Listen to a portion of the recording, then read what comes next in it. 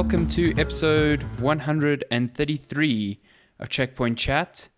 My name is Alessandro Barbosa. I'm joined in the flesh by Matthew Figuera. I'm not ready for this. You're not ready for this. You're ready for prime I'm busy time. watching myself now. I'm like, whoa, what's going on here? Yeah, you're going to have to get used to that. If you are listening only on the audio version, you should head over to YouTube or our YouTube channel, because this will be the first video podcast episode that we do, and going forward every episode will have a video component. This, which is weird. Awesome. What's weird though is that I need to multitask here. I don't know. Be aware that we're recording Matthew's video. playing producer while My goodness. I'm just a pretty face and You just doing need to the audio. speak. My goodness. But I think it came out really nice. I like the scenes we got. I think it's looking hot. Audio listeners, big you're shout missing out to Taylor. Taylor De Beer. Yeah, Taylor De Beer. She's a work colleague of yours, isn't she? Yeah, so she's our team animator and she's real good at what she does. Okay, so, that makes sense now. Yeah. So she graciously let us commission her for these backgrounds. I think she did your backgrounds for the stream as well. Yeah, for my Twitch as well. So she's got a feel for these scenes now. I think that's why we initially were like, well, I saw your stream ones. I was like, that's really cool. It came out really well. So we hit her up for podcast overlays that you see now. And then she went on a honeymoon, I think. Yeah, well, she went on holiday. I don't know. I don't know if marriage happened in the end because of lockdowns and home affairs. Right. But that's why, like, we initially had this planned for January, but then it didn't line up with her, and then we got delayed as well. So, long story short, this was meant to happen at the beginning of the year, but we're here now. We should also mention that Logitech South Africa, specifically Logitech G, has been gracious enough to kit us out with a lot of gear to help make these video podcasts possible. So, both of us are using these Logitech fancy Brio webcams. 4K webcams. They do HDR. They do all the things. They link up with the Logitech G software to let you edit your footage, even apply some pretty cool filters. So big thanks to them. We've also got these rad keyboards. I think we actually have the same keyboard. You have a better shot, so you can see. I've got the. I'm not going to move it too much, but I've got the. It's the Logitech G815. No, but I mean the I don't know what the switches are. Switch type. You've got tactile. That's it. Yeah, and I've got clicky because it's just superior. Oh my goodness, whatever. But let me tell you, my mouse G903. This thing very is nice. My favorite. Very nice. I've got the G902 Pro. If I'm not mistaken. Hero. Yours is also wireless. So I had the wired version of that before. That's a great mouse. I love the wireless stuff. Like Logitech's wireless Lightspeed stuff is really, really good. Yeah, you've got the G502, not the 902. 502, not 902, sorry. 902 I think is a name of a headset, if I'm not mistaken. No, so this is a 903, so 902 is probably... Oh, maybe the wired version? One before. And then I don't even know what my headset model is. It is a... I forget. This is probably like a G913 or something like... I can actually check for you. What do you have? Mine's easy. I've got the Pro X. You got the Pro X. They're very nice. Yeah. Mine's a G935. So thank you, Logitech, for kitting us out. Really appreciate it. What's really cool about them, I find, is that like they just want us to use gear that we like.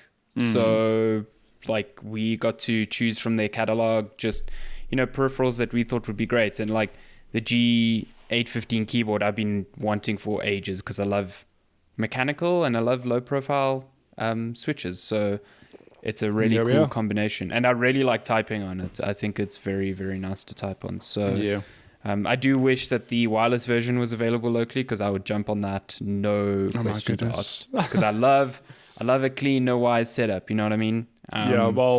if those watching on video will look at my setup and like, well, look at those annoying cables. I know. I need to sort this out. I need a mic arm, something. But how great is your angle now? Is this going to be your streaming angle from now on? This will be my streaming angle. You can look at the beautiful view outside. I know. I love it. It's so good. You can see when Lupin attacks a bird and eats it or something. He's actually on the wrong ball. He normally sits on that ball, but now he's sitting right in front of me. So. Oh, is he sitting at the murder angle position? Yeah. Your TikTok the other day of Lupin made me laugh a lot. It's a good time. If you don't follow Matthew on Twitter, or on TikTok, I guess his TikToks are fire. I've got 2 accounts. That one was on Hairy Knees Life because someone else has Hairy Knees. Do you have two TikTok accounts? Yeah, one just for my like Twitch clips and stuff. Got Hairy Knees Gaming and then Hairy Knees Life for my Lupin TikToks. So yeah, it's fun. It's I mean, a lot of this doesn't play well on audio, but you should definitely check us out on YouTube. We put a lot of effort into the videos, and we're looking for feedback as well. This is new to us, so any feedback is welcome. And also, just like, if you like the show on there and you unsubscribed, give us a subscribe. Give us the love. Like and subscribe, as the kids say. But yeah, I think this intro, as we go, there will be video references, obviously, but we're still a podcast. You can survive with audio. There's a wild shiny behind me. Lenska said the same thing to me today. She's like, I should remember that you're doing video now. Like, it doesn't matter if you walk past. Like, I mean, it's God forbid. What's weird is that this view that you're seeing now is like in 2 weeks going to change. It's going to change, yeah. Yeah, because I'm moving, so my background will be completely different. And then it will also be a bit easier because then we'll have a separate room for like actual an stuff, office and a separate room for a bedroom and a lounge and whatever. Right now, it's just my room, and it's a big old shared space. It's got all of your things, but it's fine. I will miss all the dogs bluffing while we record. You might have some more other features like traffic and neighbors screaming. Oh, yeah, that too. We'll have a cat, so that'll be great. Ah, yes. That's awesome. So, yeah, we're taking one of my cats from home, one of the older ones who kind of just chills inside all the time anyway, and she's going to be our baby apartment cat. How easygoing is she? She's quite she's like I said, she's like 10 years old. Okay. And she's a few years ago she got attacked by one. She got caught out by Pikachu and Nioh, two small dogs. So her leg got injured. Shame, man. And we thought she wouldn't be able to walk properly again, but she's recovered like marvelously. But ever since that event, she doesn't leave like the little cottage we have outside. She just kind of chills in there. Okay. And she's become like super affectionate for people. So my mom was like, shame, she doesn't get enough attention there, as is. So if you take her into the apartment, she'll chill out and she'll get all the attention she wants. So yeah, apartment that's the life plan. Will be good. That's cool.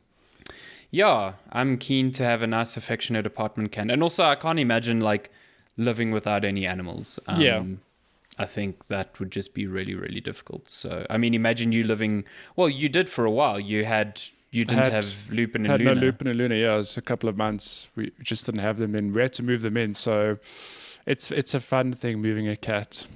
Although you're going to be in an apartment, so you don't have to worry about them going out or anything because, besides like the front door or a window. Are you on ground level or are you up in the air? No, we top first level, but okay. For the first few weeks we'll have to keep windows and stuff closed. I'm sure when you relocated Lupin and Luna, did you do the thing of like locking them in a room for a few days? Yeah, you do it like a day or two, then you slowly introduce them to the space, and then they reach a point where they're unbearable. They're like, let me out. I need to see what's out there.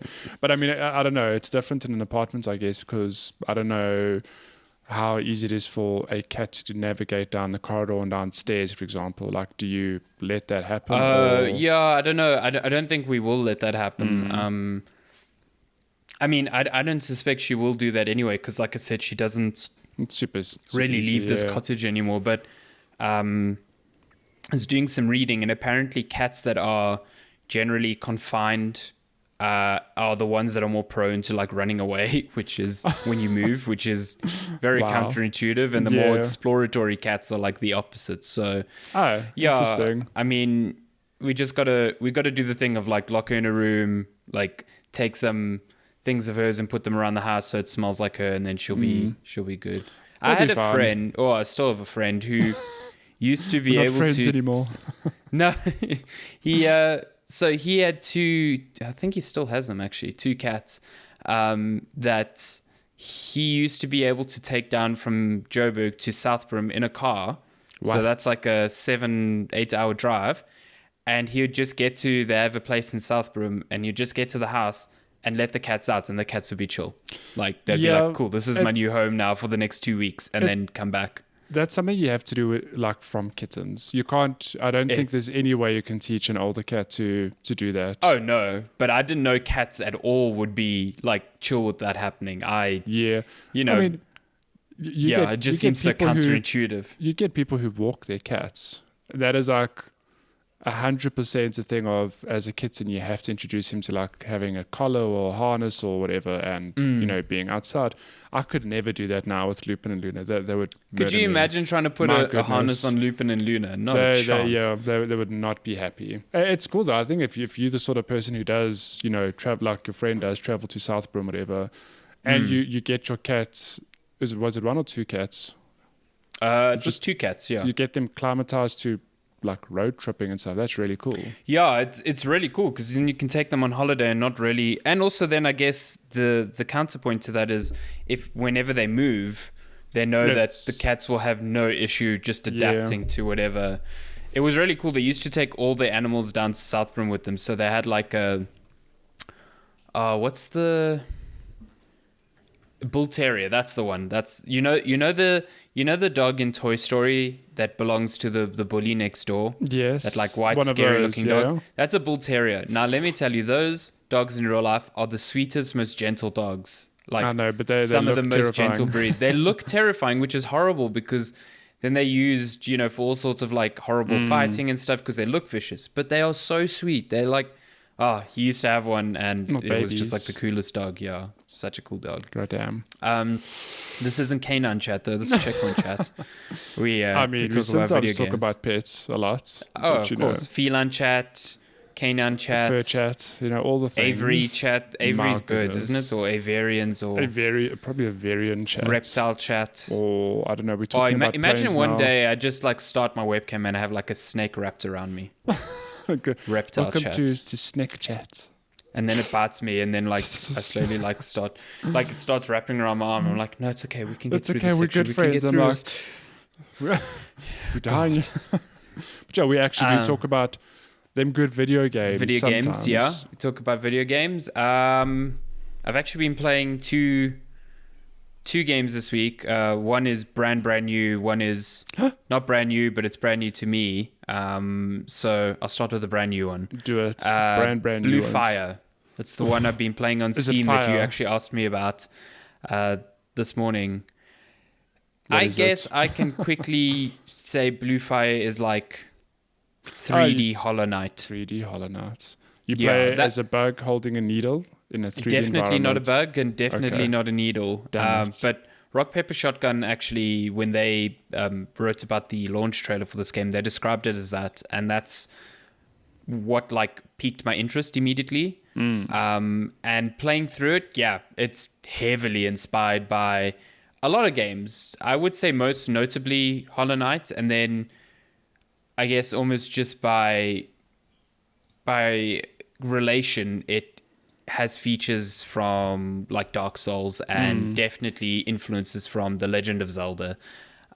So essentially you play as this little, I must admit, he kind of looks like Kenny from South Park because he's like this little creature with a hood, and then he's got like a hockey mask, so it almost looks like he's a mix of Kenny and Jason. Oh my goodness, what a baby. Which is quite funny, but in a very cute way, because the world is quite colorful, and I wouldn't say it's cel shaded, but it's got one of those like flat color art styles. Yeah. Very like paint like and very accentuated colors. But yeah, you play as this little creature, and you're in this mystical land, I guess, that is that features these 5 gods, the 5 gods that have made this world called Penumbra. And there was this 6th god who was like a shadow god or something. I'm still getting through the story, and he's bad. So he's taken over the Queen of Penumbra, and like the shadow influence or whatever throughout the land has kind of trapped the current gods in these temples, and you are the last hope.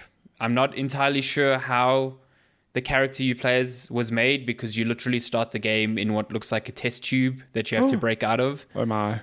So clearly something's going on there. My goodness. But yeah, the structure is very Metroidvania-like in a 3D world.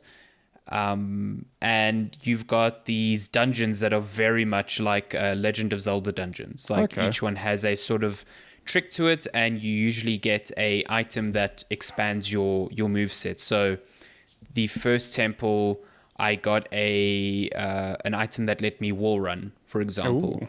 And the second one, I got a double jump. So by doing that, it opens up your repertoire of moves, but also gives you access to new parts of the map by extension, because now it's like, oh, now I can reach that, that ledge that I couldn't previously reach. Okay. So yeah, I think the biggest asset of this game is its platforming. I think the platforming is really good. I think it feels super, super good to fly in the air. You've got a dash as well that you can use. Nice. And your jumps are all... So sort of like, in Mario, where if you just tap the button, you jump a certain height, but if you hold it, you can get to its max height. Yeah. So the height is like that. It's analog in a way, I guess I'd say. And the dash is like that as well. So you can extend or reduce your dash depending on how long you hold the trigger. Okay. Which it takes a while to get used to really dial in, like, if I let go here, this is where I'm going to drop. But once you've got that dialed in, you can chain together so many like great little jumps and moves. And it's that muscle memory. Yeah, especially now that I've got this like wall run and this double jump, like you can combine them in so many amazing ways.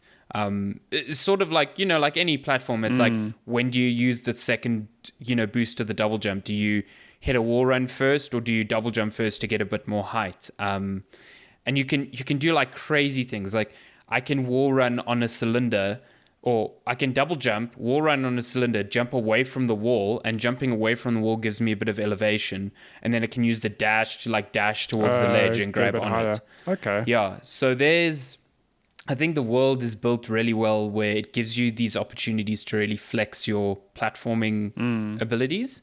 I do think the world itself, like, like when you look at a game like Hollow Knight, you can see where it wants you to go. Like, you can tell where the platforms are, where you can stand on and whatever.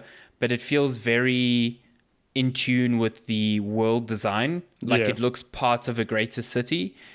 I wouldn't say that's the same in Blue Fire. It definitely feels like, like in a game, you always have like a white paper design. Like, like this is where a ledge is going to be. This is where a ledge is going to be. And then you cover those up, you mask them to make them look part of the world. I feel like the game's like halfway there, because it feels at times like I'm playing a game that still has portions of its prototyping instead of, being fully integrated into the world, which is, from a stylistic point, it's a bit like distracting, because you can see almost like the building blocks of the platforming, but it doesn't detract from the actual design of the platforming sections, which I think are very good.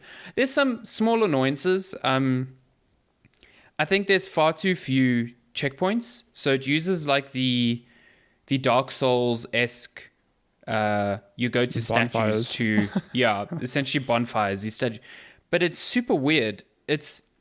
So you have this currency called ore, which is used everywhere. Like, there's some like story objectives where you'll need to pay a character a certain amount of ore. There's what else? You use it to buy upgrades for your inventory. So I didn't know early on that I was limited to 3,000 ore, and I sold off a bunch of supplies, and I exceeded that, and it it let me sell them and just never incremented my.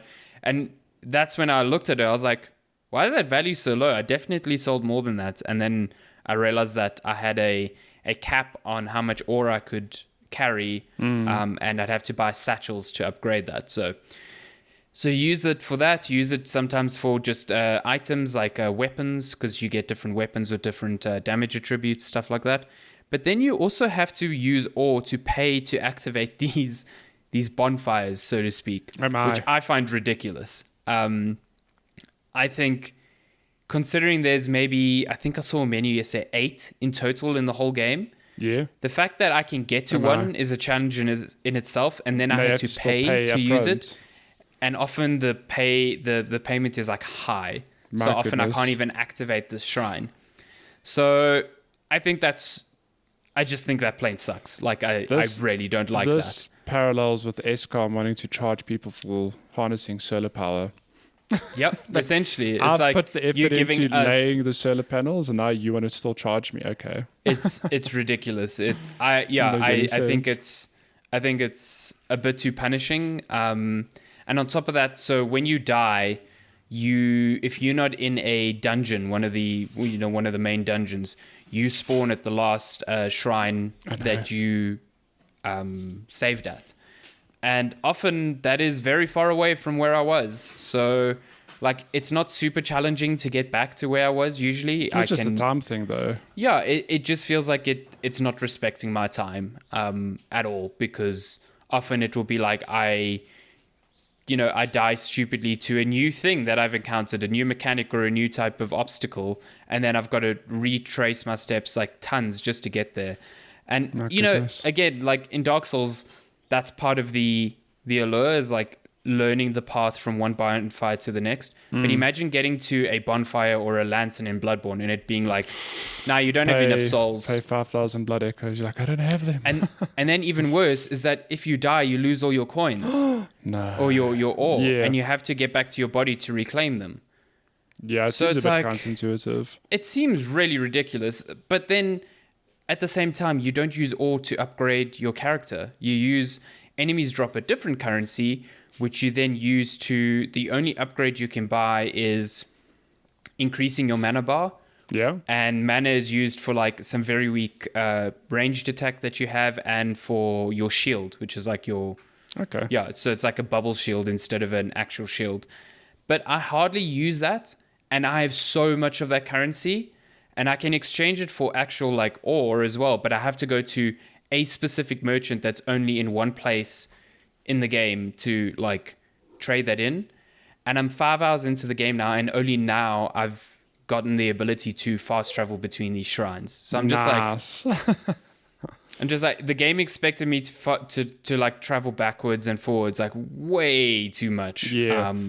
Which I'm not a fan of. So now, is this game actually out, or is it still like an early access title? No, it's out. It came out. Okay. It came out last week. Okay. Properly out, fully out. So, yeah, it's cool. It's got these. You have these little challenges. They call them void rooms or whatever. They're like intense platforming challenges that, if you complete them, increase your life. Ooh. And those again, really fun. They're just really long, and if you fall off once, you start again from the beginning. Like, no, yeah.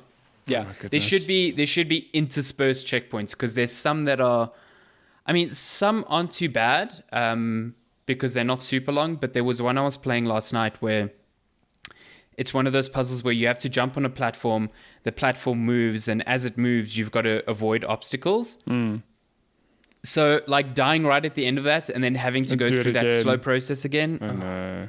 That's frustrating. So yeah, the checkpointing is it's rough. I understand why they want to do it. I understand it wants to be challenging, but I feel like it brushes up against I didn't even feel like Hollow Knight was this challenging, or at least this. No, okay. Unforgiving. Hollow Knight was challenging, yeah, but Hollow Knight as well. There were so many places where I could save my progress and just kind of, make my way back to where I was. This just feels frustrating instead of like informative. When I die, I haven't really learned anything. It's just like, oh, the last time I saved was here, and I've passed 2 shrines since then, but hey, I didn't have money, so I couldn't activate them. Like, come on. No. Yeah.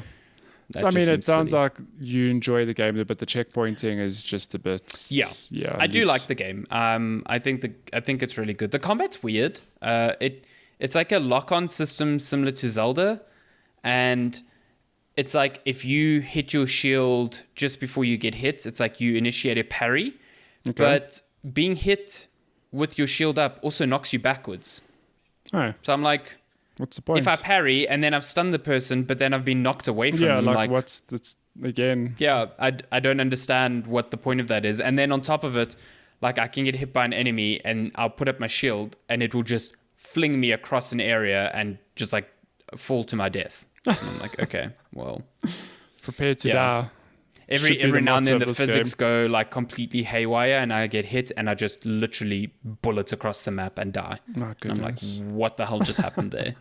You should. It sounds like you should just get good at this game. I think, clearly the game's probably fun, but you just. Clearly, I'm just bad at it. But yeah, I think it's good. I think if you're craving a sort of like challenging platforming game, and I think the dungeon design is pretty fun. It definitely wears its influences on its sleeve. Yeah. But it's fun. I think it's also cheap. I think it's like $150. So okay.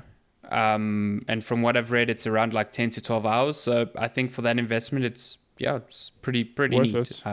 Yeah, I quite like it, especially since Silksong isn't coming anytime soon. So do you know that it has been almost 2 years to the date since we saw that reveal trailer? Mm-hmm. I've had an idea for TikTok. I need to make one of like me in 2019 going like, "Yay, this game will come out this year," and then 2021 just me crying in the bath going, "Oh." I'm still like, it still blows my mind that that was announced, and E3 2019. I remember just seeing it on the show floor at the Nintendo booth, playable, and I was like, "Wait, what? This is already." And that's where I last played it. I played it nearly 2 years ago, and it's not out yet. So I don't know if the content they had there was what they originally had planned as the DLC portion. Because remember, Silksong was meant to be just DLC. So maybe they have greatly expanded that, and that's why it's taking so long. I think we need a no-clip documentary explaining that. Yeah, Team Cherry. Someone needs to... Just for context, for those who don't know, Team Cherry, as far as I know, is comprised of 3 people. Mm-hmm. And if you've played Hollow Knight, it's like, how it's crazy. Did they pull that off? Like a 3-person team pulled off a 30-hour adventure like that. Not just any 30-hour adventure. Like, it's really good. It's so good. And from what I played at E3, you play as Hornet in Silksong. Her moveset is entirely different. Yeah. So the levels would have to all be redesigned with that moveset in mind. The bosses, the enemies. It's for all intents and purposes, like they said, it's a sequel at this point. And I can understand why. If this was just DLC, I think it would have been so much more work for a very small game. I'm glad they're kind of letting it breathe. Small portion of content. I think the way it's panning out is that it's probably going to be another 30-hour game. I mean, I hope I have to believe that. But I mean, the game looked how it did in the trailer. You got to play some of it, and if it's just the thing of like they've got the engine there and it's just expanding with enemies and areas and moves, whatever, then maybe they spent the last 2 years just doing that. So I imagine it's going to be just be like content, tons and tons of content. Yeah. I still remember playing Hollow Knight and messaging you and being like, "Man, I feel like I've really made a dent in this world. I'm at this point," and you're like, I think that's half like you haven't even got halfway through the map yet. Yeah, I think that's half the joy of the game, though. It's because you find an area and you're always just like, oh my gosh, okay, explore. Oh, there's another area, and you just watch this little map suddenly zoom out. The way the map like blossoms in that game is so good. Yeah. It's so rewarding. Long and the short of it is just play Hollow Knight. It's on. Yeah. I should go back to it because that Grim Troop DLC is still so hard. Yeah, Grim is such a challenging boss, like unbelievably challenging. So I should go back one day. I mean, if you really want to punish yourself, you can also play that the boss what is it, God Eater? Yeah, God Eater. Oh my god, no, that is way too far for me. There's a mode where it presents all the bosses one after the other. And then it presents them also with like variations, and if you die, you have to start again. It's like, no, I'm fine. See, but Yeah, okay, we could turn this into Hollow Knight chat, but let's not. I'm gonna cut myself off there. What else have you been playing? The other game that I've been playing is Sekiro. I've gone back to From Software's... The Hollow Knight of From Software games. Yeah, essentially. I don't know what has changed, but I picked up Sekiro from you because I saw Digital Foundry did a video ages ago, actually when the PS5 launched, about how the game runs flawlessly at 60 frames per second on PS5 now because it shipped with an unlocked frame rate. The difference is that the PS4 version targeted a slightly lower resolution than the Xbox One version. Yeah. And that's, funnily enough, what gives it more stability over the Xbox Series X when you play it on PS5 is because it's slightly lower res. But anyway, I wanted to jump back in because I bounced off that game when it first came out. I think I got up to Genichiro, which at the time felt like I'd really made progress, and now having played it again, it's like hardly any progress. That's like a third in, I would say. Yeah. So like I said, I don't know what's clicked in my brain, but this game clicks with me now. Like absolutely. Like I understand this game much better than I did last time. I am much better at playing it. Like bosses that I was stuck on for ages last time, like Madame Butterfly and Genichiro. I never beat him last time, and I beat him, I think, after like my fourth attempt here. Yeah. I think the high frame rate also helps that. The added fluidity just makes counters so much easier. That Mirikiri counter almost feels like trivial to pull off now. Yeah, it's actually funny how it's funny how in my head when I was playing the game, so I mean all your things are on the trigger buttons, right? But that counter is circle, if I'm not mistaken. Yes, yeah. It's funny how it took me a long time to click with it because you have to use your thumb, which isn't like an absurd thing. Yeah, you have to just trade, yeah. Yeah, but the moment you get the muscle memory, it's almost like the window's actually surprisingly big. It feels huge. Yeah. Like, I used to think it was such a tiny window, but it feels... Yeah, like it feels like sometimes that I'm actually cheating because I feel like I've pressed it way too early, but and then it still initiates. Like, you got it. You got you, fam. So, yeah, I also... I don't know if I missed this the first time I was playing, but I did not realize that all the moves that trigger that little like red counter on your head, which is to say like, oh, this is a dangerous move. Yeah. I did not know that some of those could be parried. Yeah. I missed that. So I didn't know that thrusts, you can't block them, but you can parry them. Parry them, yeah. Sweeps, you can jump and knock their head. I don't know if they teach you that, but you can 100% just jump on the person's head, which also builds... what's that bar called again? I've gone blank now. The posture meter. Posture meter, that's it, yeah. So, I mean, the only thing you absolutely cannot block is grabs. And I did not know that. So every time I was seeing that red thing, I was just dodging. And... yeah, clearly not playing the game correctly. Because like some bosses now, when they do like a sweep attack, the posture damage you do with the jump is ridiculous. Like it is 100% a vital thing to know in that game. But yeah, I'm loving it at this point. I'm now obviously at points that I never got to in my first playthrough. So I just finished the section with the monks, the corrupted monks, and what was the final boss there? There was a few bosses in between. There was some dude, something centipede. I don't know. He was a really fast attacking guy, which I kind of liked. The final boss there was weird. It was the monkeys, which I thought was such a strange boss. I mean, every FromSoft game seems to have like at least one puzzle boss or something. That was a puzzle boss, yeah. It's like, what do you do here? For a long time, I was just running around. I was just like, I do not know what's going on. Eventually, I just chased the monkeys down. Like, I just completely... Yeah, I think that's kind of what you have I thought to the coolest one was the one that I could always hear. And I was like, what the hell? It sounds like someone's like right by me. And then I realized he was invisible. Oh my goodness. So, yeah, it was cool. It was a strange boss. I would have really been irritated if I died and had to redo it. But yeah, I am really liking Sekiro. I haven't got to the points yet where I know it gets brutally hard. Like one of the big monkey bosses I know is really hard. I don't know. Has that boss been spoiled for you? I'm sure you've seen it. I've seen it. Yeah, Yeah, I know. that boss is. And I've, it's far enough removed from the release that I know that Ishin is just an asshole. So, Oh my goodness. what is weird because like I've met him. Like he's not an antagonist at the moment. He's like a chilled out old dude. Yeah, who's just like my pal. What's up, fam? And seems to be getting really drunk on sake up in a tower. It's a good time. I really enjoyed Sekiro, and I think what speaks volumes for the game is the fact that it won Game of the Year over, because a game like that normally is a niche. It meets a niche market, whatever. Because FromSoft games aren't mainstream. I mean, that maybe they are now. I don't know, but they generally, a lot of people bounce off them because like too difficult, whatever. But I think the fact that that game won out Game of the Year just tells you, no, it's really good. And interestingly, it was like, I don't want to say it was a side project for FromSoft because the final game is definitely not, it doesn't convey that.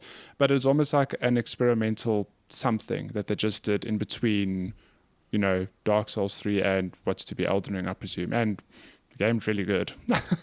It's super good. I think I don't know if this has to do with them publishing it with Activision and maybe Activision wanted a more straightforward story, but I feel like there's far less mystery in this game. Yeah, it seems more on the nose. I mean, there's still, you can go watch, there are tons of lore videos which dive into the lore that you would never know unless you read every item description. You've got boards with red string, pinpointing everything. But you're right, it's not like Bloodborne or Dark Souls. You're like, what is actually going on here? It's pretty much the story itself hasn't like super grabbed me. I like the setting. I think it's gorgeous. And I like that it melds together the like fantastical elements of Japanese folklore with, very real ones. It's something I wished Ghost of Tsushima leaned into a bit more, but I guess they wanted a more grounded game. But yeah, it's good. It's a great game. Like now that it's clicked for me, I'm just having such a great time with that combat. I think the thing that really has to click with your brain is like it is such an aggressive game. It is so different to every other FromSoft game where you are almost being reactive to like enemy attacks. This one is, if you are not overwhelming your enemy, you are going to die. Yeah, and I think what's quite different with this one is that you can 100% dodge your enemy and chip away, but you're encouraged to block and parry because that builds up the posture meter, which when that clicks in your brain, that's like a world of difference of like, it's almost better to build up this posture meter as opposed to just chipping away at the health. But even then, you've got to be strategic because they let you know early on in the game that if an enemy's posture is recovering too quickly, you have to chip away at the actual health. So now it's like, okay, I can't parry them. I've got to actually dodge their attacks, get around them, hit them, and chip away at their health, and then attack their posture. But I think the thing, like, if you've come off of another Souls game, I think the thing that your muscle memory is telling you is, like, be conservative with your attacks because you have a stamina meter. You have no stamina meter. Yeah, you have to. So you can literally lock enemies into a state of where they are just overwhelmed with your attacks and they are just blocking as much as they can as well. So, and then you've got to be lightning fast with your reactions because if they break out of your attack pattern, you've got to deflect quick enough that they don't then lock you into their own one. So I feel like it wants you to be aggressive, but it's also far more unforgiving if you overcommit. Like if you overcommit, you die almost instantly. It's so good. Like now that I'm into it, it's really, really fun. I really like it. So, enough for me. What have you been playing? I mean, I've been dabbling with a few things. So I suppose I'm not going to talk about them too long because I'd like to finish these games before I talk about them. But I'm still chipping away at Astral Chain, which I swear I will get to when I've actually finished. I mean, I will get to talking about when I've actually finished it. I actually thought you had finished it on a stream. No, I'm still like 2 or 3 chapters away from finishing it. But I suppose what parallels Sekiro is I've been playing Nioh. I don't even know how you say it. I'm basically playing the remastered, or is it a collection, I guess, which has the Nioh 1 and 2 remastered for Yeah, the it's PS5. like their PS5 collection. They also put it out on PC. It's weird because Nioh 2 is not that old. So I'm like, no, it's not. It's not. Like, okay, interesting. But yeah, I'll just touch on it briefly. Nioh is basically Ninja Theory's attempt at Dark Souls. No, not Ninja Theory. Is it not Ninja Theory? It's Team Ninja. Team Ninja. Sorry, I get them mixed up. And yeah, you've played 1 or 2 as well. I played a little bit of 2. And you played 1 back in the day. I played the demo of 1 and realized I was way too bad at that game to ever invest time in Well, it. it's interesting. So the game is, for all intents and purposes, very Souls-like in terms of difficulty. And it's interesting, it's set in a similar setting to Sekiro. So having played Sekiro and then bouncing to this, it's just like, it's different. But it feels like Nioh it's difficult, but sometimes it's like way too unforgiving. But simultaneously not that difficult. It's quite a weird thing. Oh, really? Okay. Yeah, it's quite a weird thing to explain because sometimes you'll just get you'll get locked by an enemy and you'll die. I'm like, it's a bit frustrating. But yeah, I'm busy chipping away at that. I'm only 8 hours in, but I'm enjoying it. So I think I want to just So you're doing the first one instead of the second one? Yeah. Okay. I think it would be interesting to go the other way around because I presume 2 they do a lot of fixes over what might be considered a gripe in the 2 first seems like it brings in more of the the Japanese folklore stuff in there because you can literally transform into like a different being. Okay, well in 1 you can summon like a familiar for a short duration of time, which for example, if I have a fire spirit, I can summon that for a short period of time, say 10 seconds, and I do increased damage. Well, basically a bar appears, and you do increased damage, and if you take damage, that bar gets shortened. Is it called a yokai? I think it's a yokai. Okay, so then it's maybe in similar, 2 you can transform into a yokai. Okay, maybe, yeah. But yeah, I'm busy dabbling with that, and I am enjoying it. It's different to So Sekiro. I'm curious, the second one started in a very weird manner. It was like, this is a brief tutorial, and I got to choose like 2 starting weapons and my yokai form. Does the first one start like that? One's basically the same, except it starts you in a prison. But like, oh yeah, because you're playing as like some British dude. But it's so weird because in my head I'm like, this is a game set in Japan, and then you start the game, you're in a British prison fighting British enemies. I was like, that's weird. This is not the game I thought of. But that's literally like the prologue, I guess. So you do that, and it's only just after that you get to choose your starting weapons and your yokai or spirit animal, whatever it's called. And then the next mission, you find the loot you chose, basically. And you get a choice of like many weapons? Because I had a choice of like 10 almost. Yeah, I think, I could be wrong, but I think it's about 7 or 8. So it's anything from like a samurai sword to dual wielding shorter blades to a great axe to a very big samurai sword. Oh yeah, that's true. Yeah, you have a normal sword, the giant one. Yeah, so I think the weapon choices are very similar. Yeah. What weapon combo did you take? Dual swords, of course. What do you think? Dual swords or did you only take 1? No, I took dual swords. There's a weapon. It's basically like a sickle on the end of a chain. Oh, I took that as well. I like just that thought one. For style points, let me just try this out. But yeah, I am enjoying the game. It's just I'm still getting a feel for it, and I'm about 8 hours in, so it's a fair bit of time.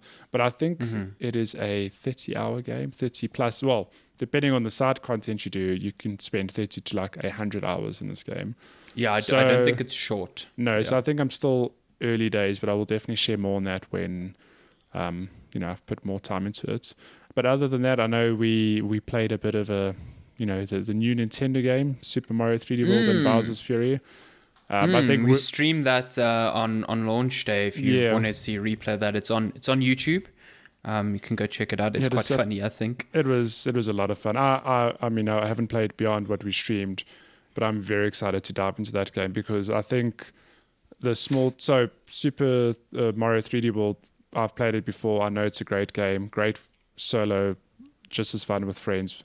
But Bowser's Fury has me very excited for the future of Mario because just that hour that we played, there are just signs of some good ideas that I think would translate well into like a fully fledged standalone, like Odyssey 2 or whatever they decide to call it.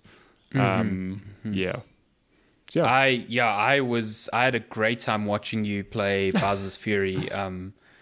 I think if anyone isn't aware, so Super Mario 3D World is a port of the Wii U game, obviously. It's would you say like a wide linear Mario game? It's stage based, but each stage isn't just like a single route to the goal. No. It's very, it honestly reminds me a lot of Sunshine. Because Sunshine, I mean, if I think there was Mario 64 and then Sunshine came after that.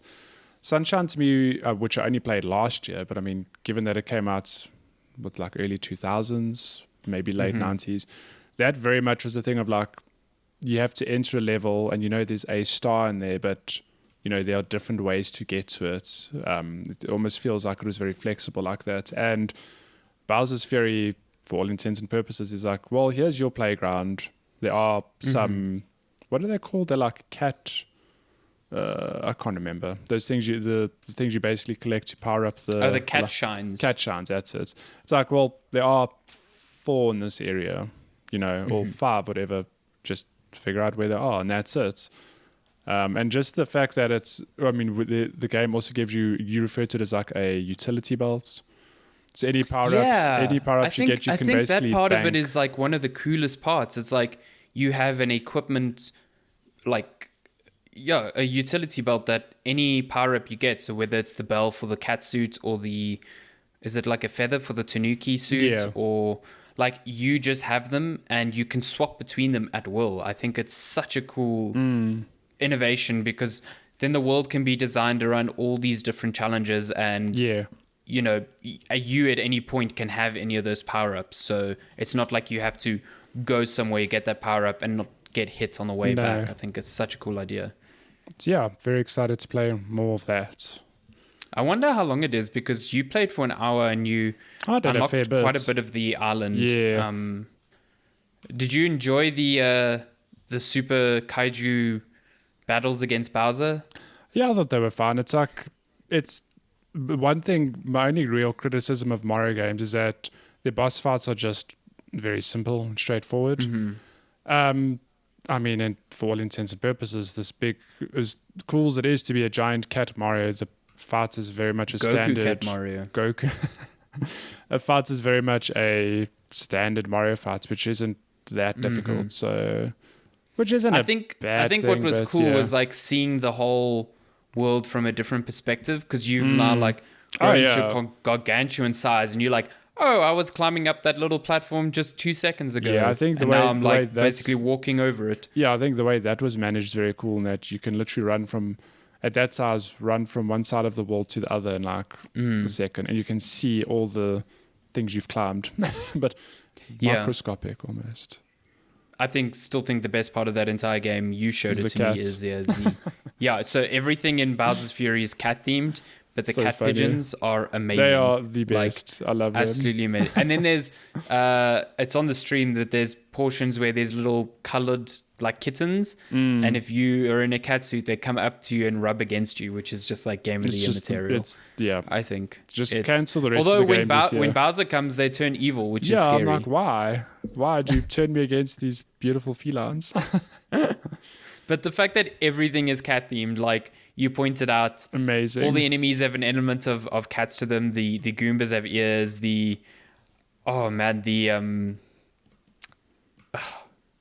Koopas, they look super weird. Yeah. Their ears just look so bizarre, unnatural attached to them. It's very. I mean, there's even on the walls. You said there's little paw prints everywhere. It's.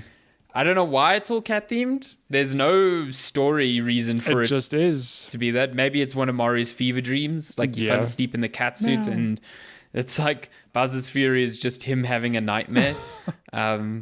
Maybe, but it's we very haven't finished cool. the game yet. At the end's going to be him waking up going, waking up next to Peach, and Peach is like, "What's wrong?" And he's like, "Nothing.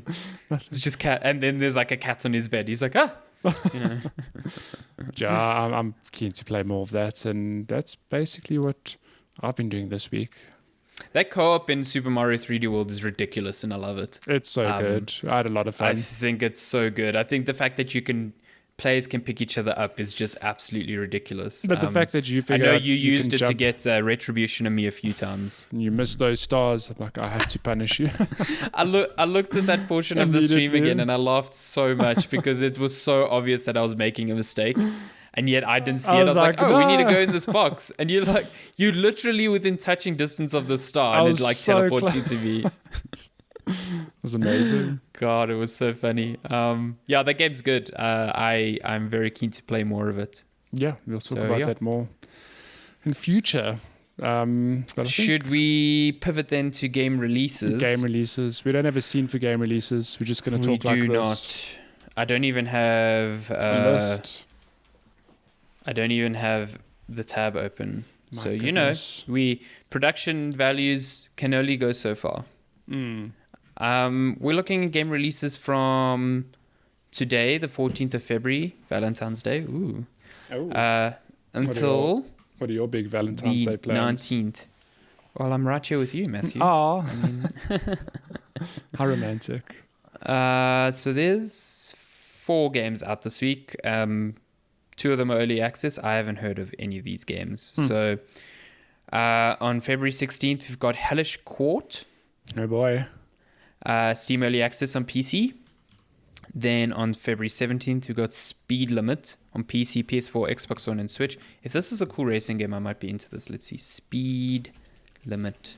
It's a bad name for a game because, like... I mean, are you telling players to stick to the speed limit, but you have to drive fast? Oh, it's just a bad name because, like, Google... Whoa. Okay, this looks very different to what I thought it would be. Speed Limit is a non-stop genre-warping arcade experience that never slows down. No cuts, no lapses in chaos. Speed Limit is an old-school action extravaganza.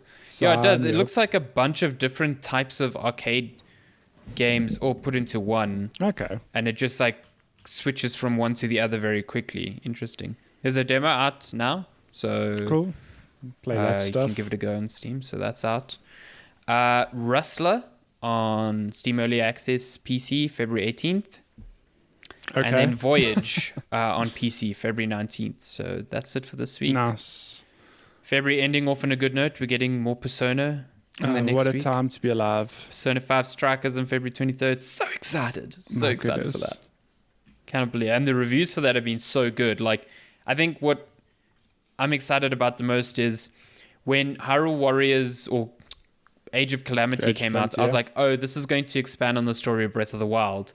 And it didn't really, you know what I mean? It added some stuff, but I mean, I haven't played the game, but I know it was like a prequel, I guess. But I just from reading reviews, especially Michael Hyam on GameSpot, who must be one of the biggest Persona fans I know, he was like, this could have easily been a sequel story to Persona 5. So I was like, yes. So you're busy salivating. There's definitely not as much social stuff, but it seems like the story is a great continuation of the story in 5. So I'm super stoked for that. I keep hitting my microphone arm. I'm very sorry. I need a microphone arm. Look at this.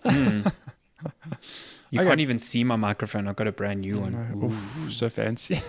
So fancy. Don't worry, audio listeners. You can't even see it on the video. Sound like Barry White. You do. I don't even know who you are. Shall we get to some good news? What do you want to? Yes, gaming news. About first? Let me just bam. Let me just move this here. Which one? No, I think let's start with I'd say the biggest news story of the week is the CD Projekt Red hack. Oh boy. Yeah, so shame. When it rains, it pours. They're just not getting a break. No, they just can't catch a break. The story comes way of Eurogamer, but it was widely reported because basically CD Projekt Red tweeted out saying that their servers had been exposed. Someone did manage to get in and basically stole source code for Gwent, Witcher 3, Cyberpunk 2077, even as the ransom note suggests, a new version of The Witcher 3, which I assume is the console enhanced version, yeah. the enhanced version that they're bringing out to consoles and PC sometime. The ransom note was so cringy. It was just like it was like 16-year-old child hacker in a basement type cringy, but you definitely know that it's not someone like that if they can pull something like this off. They got into CD Projekt Red, so they definitely know what they're doing. But wow, it was interesting that CD Projekt Red tweeted out the whole ransom note, which is fascinating. It's like, okay, like my favorite comment I think was like, it took the whole like American movie approach, like we do not negotiate with terrorists. Yeah, they really did. They're like, we will not be negotiating with these hackers.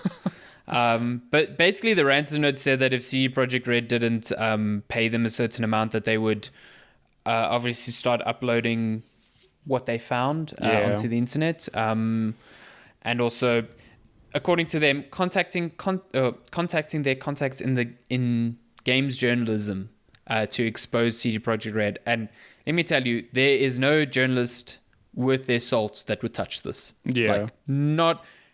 There is a difference between investigative journalism and information obtained illegally. And if you say you got this information from somewhere, like CD Projekt Red will know what they've put out and what they haven't.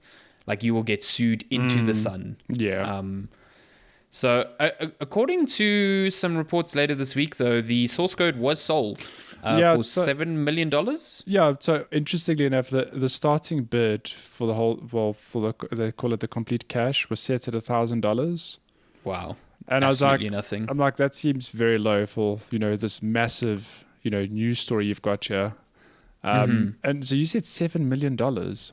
Yeah, even that seems pretty small to me, to be entirely honest. It's interesting because like it's a source code, right? So if you were I don't know, like for argument's sake, a Take-Two or like one of these big people who has studios that could benefit from the source code, you would spend that money. But you're right, 7 million seems a bit low for the content of what you're getting there. I'm just not sure what you gather from that because they use their own internal engine. So if you're getting source code for an engine you don't even have access to, I'm not sure how much you can glean from that. Again, I don't work in that space, so I don't know, and I don't know who'd have paid. But I also think you're just asking for trouble because there are definite markers in ways studios do certain things that could be identified, and if a studio is found to be using, I don't think any AAA big publisher or studio would have paid for this, but any small outfit that thinks they can get away with something like this, they will get caught. Absolutely. I'm waiting for the story where maybe not the hackers getting caught, but whoever paid for this gets caught. I think the most interesting thing out of there would have been they apparently got like internal emails and memos about HR policies and pay for employees and stuff. And I think from a journalistic perspective, that's the stuff that's far more interesting. But again, can't touch it because, it is what it is. It is what it is. It's fascinating. I guess CD Projekt Red just had to take it on the chin. Yeah. If some unannounced projects get announced, it's not the end of the world. It's not according to their schedule. Obviously, they wouldn't like it, but they can deal with it. Especially now, this in a way has kind of garnered some sympathy for them because I think most people can agree. I mean, this is not cool. It's like, it's not cool. You can criticize them for shipping a buggy game and being deceitful. But I mean, come on. No one deserves to be targeted like this. Doesn't matter how. This is it's straight up illegal. Yeah. It's illegal. It's crap for them. It only hurts their efforts going forward. So no, I don't agree at all with this. So yeah. But that happened. My goodness. You pick the next one. Go. Shall we talk about the Last of Us movie? Very TV show. Well, not movie, TV show. They have cast HBO's The Last of Us. Yeah, they have cast Pedro Pascal to play Joel, and then Bella Ramsey to play Ellie. Which I think are two very solid choices because I mean, so everyone knows Pedro Pascal. I loved him in Game of Thrones. I thought he's great. Well, I think he's great in The Mandalorian. And dude is just going from strength to strength. He's like it's actually insane how he's just appeared. I mean, and that tends to happen. It seems with Hollywood and stuff. It's like people see this talent. He's go, the wow. in actor now. Yeah. Kiss your stardom goodbye, Rock. Yeah. there's a new man in No more Dwayne Johnson. Now it's just Pedro Pascal. And then Bella Ramsey, who she had a few appearances in Game of Thrones as one of the, I can't remember what family she represented, but I know I can't remember her name. She basically was, pledged allegiance to House Stark in the north. And I remember she led like a whole house as like this tiny girl, but she was so like fierce and fiery. Yeah, I really liked her. She had her own little arc, and I thought she was, I think people really liked her as this really feisty, fiery, super young girl who's strong leader. Led her clan into battle. And I mean, I don't know, that was like 2-3 years ago, so I don't know how. I mean, because she was young then, she's obviously not like a fully developed adult. I don't know how old she is now, but based on that, I think she would make a good Ellie. So yeah. No, I think like you said, this is a strong casting. It's actually weird that, especially in terms of Bella Ramsey, I would have never guessed that. Yeah, because likewise. But even Pedro Pascal would have not penned him as being cast for this. But now that he is, like, I mean, if you look at these images, you see them next to their people. Like maybe not so much Bella, but definitely Pedro. I'm like, how did no one ever think of him as a Joel? He's got like that, slightly aged look, very gruff. I mean, come on, definitely. He needs to grow out his beard a bit more. And I mean, I guess this has been the sore point for a lot of people this week. Is like, they, especially in the case of Bella Ramsey, they're like, oh, she doesn't look like Ellie. It's like, that doesn't. If you're just casting based on the likeness, then you're asking for trouble. Like, I mean, and not only these actors go through auditions, they go through show reels to see how much chemistry there is between the two leads. There's lots more than just the looks. Yeah, not only that, it's like they're going to make her look like Ellie as close as they can in terms of like clothing choices and appearance and hair. And I mean, like, you can only go so far. Yeah. No, I'm not super fussed with that. Like, people have their own like fantasy castings in their head, and it's always nice to be like, man, he or she would look great in this role. But at the end of the day, I think that is just one component of a casting. And I mean, if you just take an example like Tom Holland as Spider-Man, the whole reason he was hired was because of his chemistry with Robert Downey Jr. It was there's interviews with him where he's like, as soon as I clicked with him in the interview, I knew I was going to get that role, and that's why he got that role, and he's been perfect for it. And he doesn't even look like a traditional Peter Parker. No, that's what I was going to say. When he was cast, my first thought was like, he doesn't actually look like a Peter Parker. Like, but you know what? Now, super young. Yeah, now I can't imagine it being anyone else. He is exactly. So, I think give them a shot. Okay, well, I suppose just to bounce into that same sort of vein of news. This just blows my mind. The cast of this movie. So we've got Jack Black. It's crazy. Is voicing Claptrap in the Borderlands movie. He joins the likes of. Did you say it was Jamie Lee Curtis? Yeah, Jamie Lee Curtis got cast as. I think it's Tannis. Yeah, I'm pretty sure it's Tannis. You've got Kevin Hart as Roland, and then you've got Cate Blanchett as Lilith, which is mental. I don't know. This is just a how is this movie attracting so much talent? Like, I just don't get it. When this movie was announced, it was like, okay, Borderlands movie, whatever. And then they brought on Eli Roth, who, like, I don't think he has tons of great movies, but I was just like, this is just going to be one of those. What movies has he made? Didn't he make? No, I've gone blank now. What does his portfolio entail? I think the latest movie I've watched of his, let me just make sure that it is him, was a movie with Keanu Reeves called Knock Knock. Oh no! Which was terrible. Don't say bad things about Keanu. Was it? Yeah, it was Eli Roth. Okay. I thought that movie was just bad.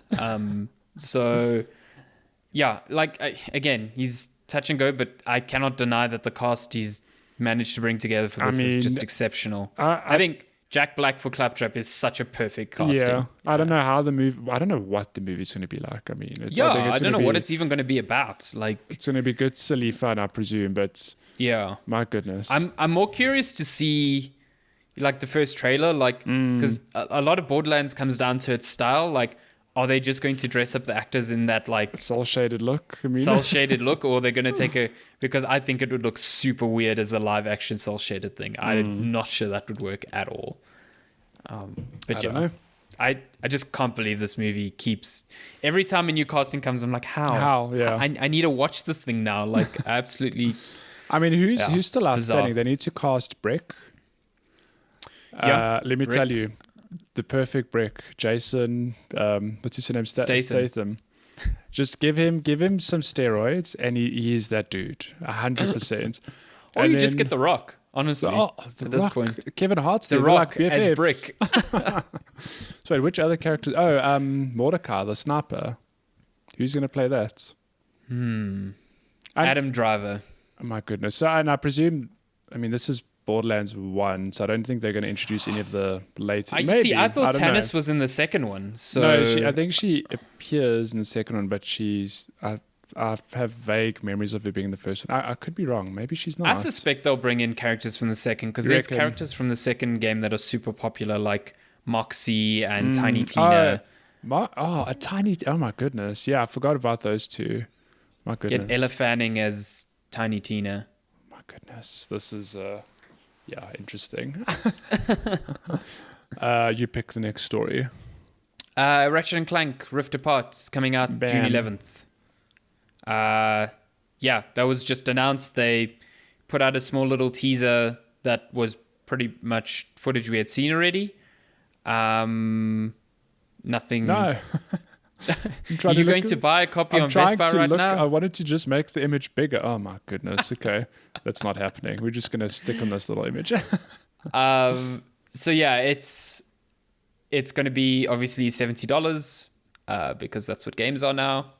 There's also a digital deluxe edition for $80 that comes with some costumes and exclusive weapons and stuff. But yeah, this game originally was meant to be launch window for the PS5. I don't think June 11th is launch window anymore, but we're in a pandemic, so I'm not surprised that maybe this is out a little later than usual. But the first two big exclusives for the PS5 would have both come from Insomniac.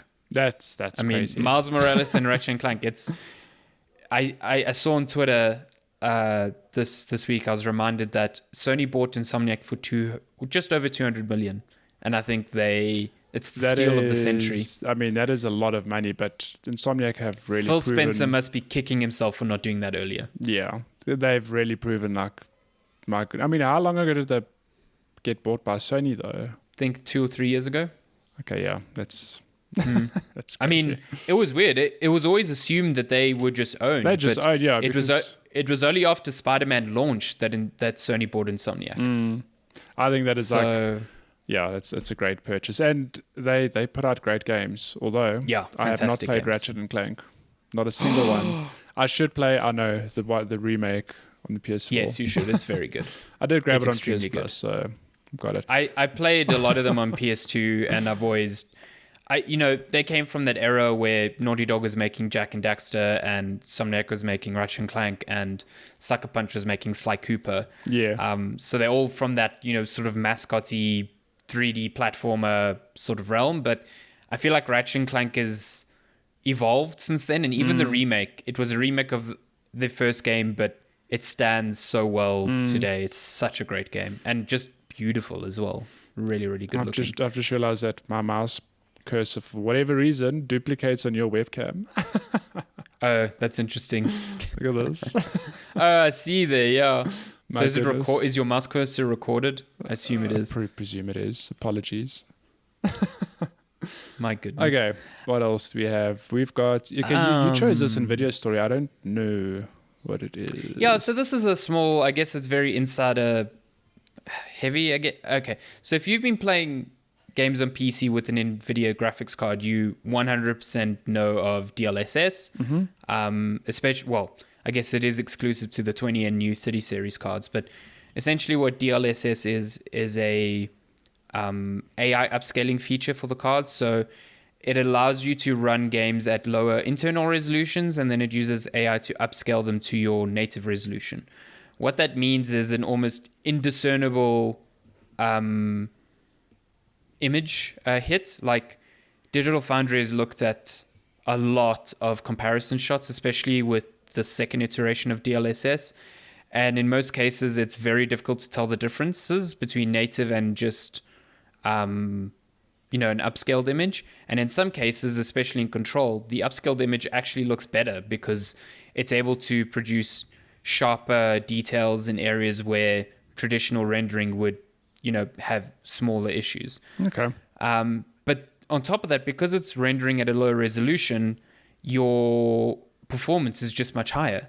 So think about playing a game at 4K, which is actually running at 1080p and then being upscaled correctly to 4K. Like, it's the only reason I can play Control with really high frame rates and ray tracing on a 4K display. Like, it produces magic like that. So it's a really, really cool piece of tech that so far has been only limited to some games because it had to be like specifically implemented. But now NVIDIA's worked with Epic Games and they've brought it as a native plugin to Unreal Engine 4. So any developer on Unreal Engine 4 can just load up the Unreal Asset Store, just pop it into their game. And with DLSS 2.0, the AI model doesn't need to be trained specifically for the game you're making. It will just train itself.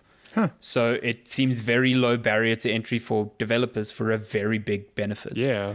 And considering Unreal Engine 4 is used, it's probably still the most widely used engine in games today. You can hopefully expect to see support for this in a lot of games coming soon, which is awesome. Yeah. I think it's awesome tech. AMD really needs to get on their competitor, because if they produce something that's similar and then they're able to port that to the new consoles, that would be a game changer. Like, suddenly the consoles just have far much more power to work with. So yeah. My word. Well, gaming, technology. What else? Should we fly through these last three? I picked this one purely because I've seen it everywhere. This indie game called Valheim has sold 1 million copies in just a week. Unreal. And so I've never watched any gameplay. I don't know actually what it's about, but I've seen lots of local streamers streaming it. I don't know if it's like a third person something. So from reading it, it's like a third person survival game, but you can play with 1 to 10 people. Okay. So in that respect, it reminds me of like maybe The Forest or Rust just or something like that. Norse setting. It doesn't look like a sort of game I would like, but I can understand why this is absolute like streamer fodder. This looks like the sort of thing that, especially being in early access, it must be weird and cool things happening in it right now. It's just interesting that I feel like maybe 3-4 years ago, well, I lie, but Norse games that touch on Norse mythology haven't really been a thing. But it seems like with Hellblade and God of War and Assassin's Creed Valhalla, it's like there's all this these big publishers working with Norse mythology, which I've just. It's weird how they all come before. to that conclusion at around the same time. It's just strange. Yeah. I guess they also like, global trends skew one way or the other. So for some reason, Norse mythology stuff is in right now. I mean, even look at TV series on Netflix. You've got like Vikings, and Netflix has put out like so many of their own Viking-like shows. So I don't know, it's everywhere. Good Lord.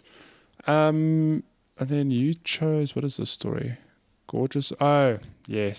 Spiritfarer. Spiritfarer is getting one of the best games of 2020. It's getting more free content throughout 2021. Yeah. There's going to be basically 3 DLC drops, as you can see there. And each one will essentially introduce a new spirit. So that's a new character. The final one will introduce 2. And it's just a bunch of like quality of life updates. They're expanding some of the co-op functionality, adding more buildings and resources for you to use. Hang on, this game has co-op? It's like small pieces. Pardon? Does this game have co-op? Yeah. I think what? The other person plays as the cat. Yeah. Of course. I did not know that, but that is amazing. Yeah, I think that's how I haven't played a co-op, but I think that's how it works. Yeah. But yeah, they're also adding more story stuff. Stella's going to get more of her story filled in, which I think, ties into one of the spirits coming. The first one is Lily, who's apparently Stella's sister. So okay, who's actually mentioned in the main game. If I'm not mistaken, she's mentioned.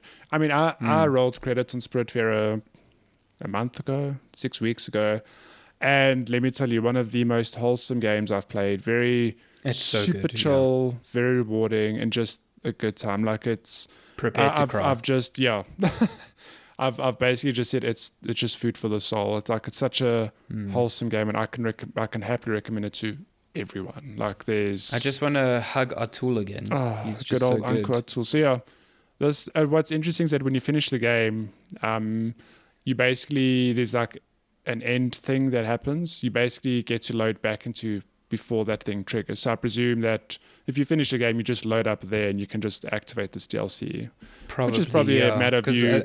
I think it's like new spirits and new islands as well to visit. So I assume that's how it's so I don't think they'll expand the map. I could be wrong. I think they'll just add to the existing one because the existing one is massive. So it's quite large, and huge. And traveling to and from islands is pretty cool because it gives you. I like that it's like you pick an area. You travel there in your boat, and while you're doing that, that's when you're doing your like light management stuff on your boat. I think it's really good. Great game. So that's cool. Last story, BlizzCon. I think so. This is happening next weekend. This week. Is it this week now? So I mean, it's 19th to 22nd, isn't it? 20th to the 21st. So it is next weekend. Yeah. So I mean, I'm just touching this because we spoke about it last week. I just don't know what they're going to show at BlizzCon, but apparently they've got obviously a whole lineup. So we'll feature what's next for Diablo and World of Warcraft, which no shocker there. But so we've got the whole list here. There's obviously going to be some Hearthstone stuff, Diablo. I'm sure there'll be Overwatch stuff as well. Yeah. But I'm just interested to see if they have any surprises or, I don't like what is happening with StarCraft, the game. Carbot animation. Oh, yes. Hell yeah. I'll watch that. Which I guess that is news. Was it last week that we spoke about Blizzard confirming that Diablo 4 and Overwatch 2 aren't coming next year? Yeah. Yeah. So that's why I'm like, what are they showing this year then? We'll have to just wait and see, I guess. One more week. They really have to show something. Yeah. They have to show something substantial to kind of like counter that blow, I think. Yeah. So I don't know. But again, like we were talking about last week, Blizzard doesn't have the same cachet really as it used to. No, it's I don't feel as excited sad. I used to about anything. Love Blizzard. I mean, look, I still think Blizzard do great things, but it just feels like they are no longer the giants they were. I mean, maybe that's just my perception. I don't know. It just feels like that. No, I tend to agree with that. It just doesn't feel the same anymore. Okay, but that is news. All done and dusted. News, boys. Now we move on to questions. Back to questions. If you want to send us questions and be featured on this great video podcast, my goodness, you can email us checkpointchatpodcast@gmail.com. You can also find us on social media at Checkpoint Chat on Twitter, on Instagram, on Facebook, TikTok, as always. Send us your greatest TikToks. Rival Matty here. So, we have... I've got a mouse on my nose. Sorry, I need this is teething stuff. We'll figure it out. I suppose I could just... There must be a setting on OBS that is like hide mouse cursor. Yeah. Okay, we have a few questions from Megs who asks, number one, we all know what the Muso machine is and what it produces, but what does the Figueroa machine and the Barbosa factory produce in game titles? What genres would they be? Oh, so like if I created a game, what genre would it be? Yeah, like what... Or if you created a game? If you were like a publisher or a studio, what would you put out? Puzzle game. I like puzzle games so much. Something akin to like a Portal, Nice. That uses a mechanic and stretches it out in like really, really weird and wonderful ways. I adore games that do that. And I would love to be able to do that one day. I just know that puzzle games are so challenging. Yeah, I imagine. Because it's like, how do you make puzzles that are accessible, but also give you that eureka reward feeling when it's such a difficult balance, I think. I don't know. don't know. I think what would you do? I would probably just do platformers. I think that's a good Mm-hmm. staple. Some tough as nails platformers. Would you do a 2D or a 3D platformer? 2D. Maybe a mix, but 2D I think is the excuse me, the most accessible, or the more accessible version of the two, because it's literally left and right. I think you can do a lot more with 2D ones in terms of difficulty, because I think 3D platformers that are really difficult run into the trap of, because you're working in a whole other plane, there's so many more possibilities for weird behavior to happen. Yeah. I think in 2D you can really nail down the movement, like a Celeste, and really design challenges that won't be gimped in some way. I've yet to play a 3D platformer on the level of something like a Celeste. Which says a lot. I'm trying to think myself. I mean, like a Crash Bandicoot's fun. Yeah. Like 100% it is a fun game, but it is not on the difficulty and level of like precision that Celeste requires. I mean, I think of Mario games, but again, Mario games are like they well designed in that they're very accessible, and some of the later levels do pose a challenge, but nowhere near that level of, you're going to die a lot until you get it right. And even within Mario, you look at your 2D and 3D Marios, and the difficulty feels wildly different between the two. It's true. So, yeah. It's true. Did Alessandro come right with his Logitech keyboard? Oh, it turns out it wasn't the keyboard, it was my computer. I don't know. Bad computer. My computer was doing dumb things. I don't know. Actually, shout out to KV on Twitter, who actually mentioned something to do with the CPU. So I didn't know that the CPU and the motherboard handled some sort of like hardware handshakes. And he mentioned it, and it got me searching. It actually, like, there was a term that I didn't know of. And as soon as I searched that, it turns out AMD motherboards have been having issues with that sort of like hardware handshake, which might have been what happened, but it's working. So I'm just going to leave it. Well, I'm glad it came right, because you were pulling your hair out over. Man, I was pulling my hair up because I didn't understand the issue. Yeah, like, it didn't make any sense. I would plug the keyboard into another laptop and it would work just fine. But I'd plug it into my desktop and it would be like, no.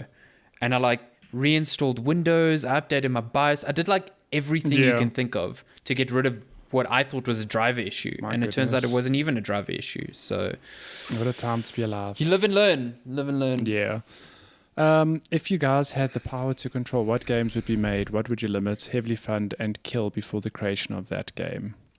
Isn't this similar to the other question? I suppose it's just choosing, like, no, but this is existing games, I guess. So, like, if you know that Borderlands 4 is coming out and you just really hate Borderlands, which you know what I would do, which is potentially what could happen this week. I know. I'd kill Anthem, 100%. Rip Anthem. Yeah. Well, apparently EA has met with BioWare because they've been working on Anthem 2.0 for the past year. So now EA needs to decide whether to continue sinking money into this thing or just cut loose. I get that it was a huge investment, but at some point you just got to cut your losses. That game just was a complete failure at launch. But I mean, has it not improved since then? Oh, we don't know. They haven't been putting out updates because they've been working on this reimagining of Anthem that is supposed to be, they call it Anthem Next. I guess in a similar way to like how No Man's Sky did its resurgence. But this is on a much bigger scale and much more financial investment.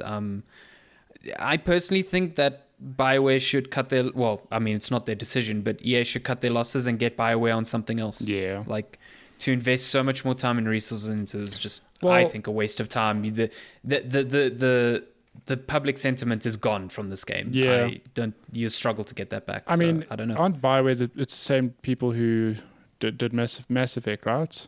Mm-hmm. So aren't they remastering the trilogy? Mm-hmm. I mean, EA is going to make so much money. They had 3 studios. I think they only have 2 now, and like they had everyone hands on deck for Anthem. And now they're working on apparently a new Dragon Age. They reportedly, they put out a teaser for the future of Mass Effect. So they've got those 2 projects going.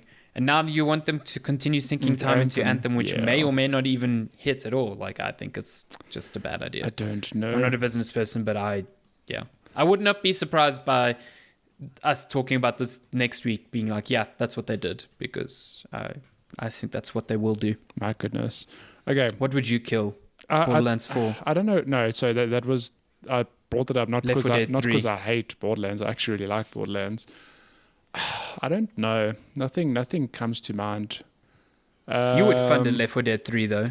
I mean, Back 4 Blood is coming out, and for all intents and purposes, true. that is a... It's actually soon, hey? Yeah, it's like they're running alphas and betas for it. So like, I hope we get to see that this year, because I spent plenty of time playing Left 4 Dead, and I would kill for a modern version that's good. So I hope that Back 4 Blood is good. I mean, I don't know. I should play Left 4 Dead 2. You've never... That blows my mind, because I played the first one, just not the second but Left 4 Dead 1 came out, then like literally a year later, they're like, there's Left 4 Dead 2. It's basically Left 4 Dead 1, but better. And it really is better. The thing is, when I played Left 4 Dead 1, I was mostly playing it single player because I didn't have great internet then. Yeah. Whatever. So it was a very different experience for me. But I feel like we should stream Left 4 Dead 2. 100% do a Left 4 Dead stream. My goodness. I'm keen. Okay, last question from Megs. More so an update on the yogurt. So he really didn't like the mild acidity taste of plain yogurt. Medium fat and fat-free tasted the same. Bad. He could eat another 4 spoonfuls before he got the urge to hurl. Okay. So thanks for your yogurt update. Well, he says, I'll try yogurt again when Matthew remembers the Miracle brand. It's called Savannah. I think you can get it. It's an interesting brand name for yogurt. Savannah. It's really good. I'm going to put it up here so that when Mitch tries it, he'll be like, it's terrible. Well, I'll be close to you in that area, so I'll give it a go as well. So look, I know you can get it here by us, but it's not only available here. I'm pretty sure you can find it in places. Okay. And yeah, that's all we have on Twitter. We do have a question on Instagram. Let me just pull it up. Now you get to see me looking at my phone. Now you get to see Matty's whole process here. Let me just get it quickly. Okay, it is actually from Keegan Bestabash. Oh, Keegan Bestabash. He is now enjoying a PlayStation 5, let me tell you, because I'm getting some messages from him.